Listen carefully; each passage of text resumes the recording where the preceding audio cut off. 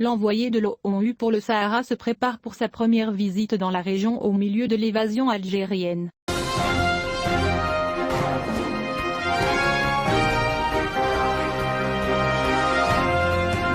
Staffan de Mistura, l'envoyé de l'ONU au Sahara marocain, s'apprête à effectuer sa première tournée de terrain dans la région depuis sa nomination à ce haut poste diplomatique, dans le but de faire avancer le dossier resté gelé après la démission de l'ancien envoyé Horst Quayle. Selon des sources diplomatiques onusiennes qui ont fait des déclarations à l'agence espagnole FI, Staffan de Mistura devrait se rendre au Maroc, en Algérie, en Mauritanie et au Polisario à son siège de Tindouf du 12 au 19 janvier, sans préciser les dates officielles de la visite de les Nations Unies, où il rencontrera toutes les parties au conflit, comme le confirme la résolution du Conseil de sécurité de l'ONU. À cet égard, le porte-parole des Nations Unies Stéphane Dujarric a déclaré que l'envoyé personnel du secrétaire général des Nations Unies au Sahara marocain se prépare à la première tournée régionale dans la région dans le but de relancer le processus politique, ajoutant lors de sa conférence de presse quotidienne que Staffan de Mistura est en contact avec toutes les parties au conflit.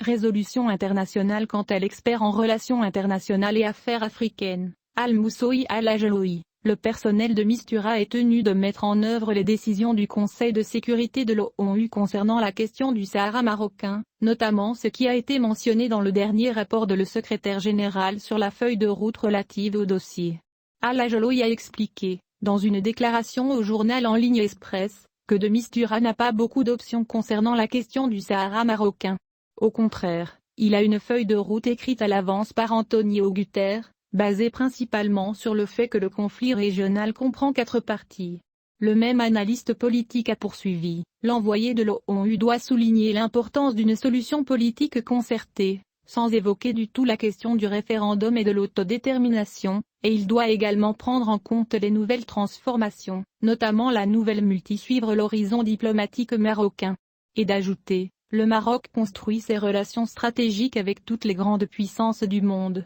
dirigées par les États-Unis d'Amérique, mais il tisse en parallèle des relations vitales avec la Chine, ainsi qu'avec la Russie, concluant que la position internationale va vers une solution politique en reconnaissant le Maroc le désert. Difficultés politiques. Abdelwahed Ould Moulou, politologue sur les affaires africaines, a déclaré pour sa part que la visite de l'ONU dans la région est conforme aux résultats des résolutions du Conseil de sécurité de l'ONU, y compris la récente résolution N-2602 qui a exhorté toutes les parties au conflit de reprendre les consultations politiques en revenant aux tables. Ould Moulou a déclaré, dans une interview à Express, que l'Algérie essaie d'échapper à sa responsabilité dans le conflit régional, affirmant qu'elle n'est intéressée par aucune négociation internationale, qu'elle essaie de traduire sur le terrain en obstruant la piste politique de la question du Sahara marocain, qui appelle à l'intervention des puissances internationales pour faire pression. Elle doit se conformer aux résolutions de l'ONU. Le même chercheur a souligné que le Staffan de Mistura sera inévitablement confronté à de nombreuses difficultés sur la voie de la convergence de vues entre les parties au conflit, en raison de l'intransigeance du Front Polisario et du refus de l'Algérie de s'asseoir à la table des négociations, soulignant que la visite intervient à la lumière du bond de développement que les régions désertiques ont connu après avoir attiré les investisseurs étrangers ces dernières années.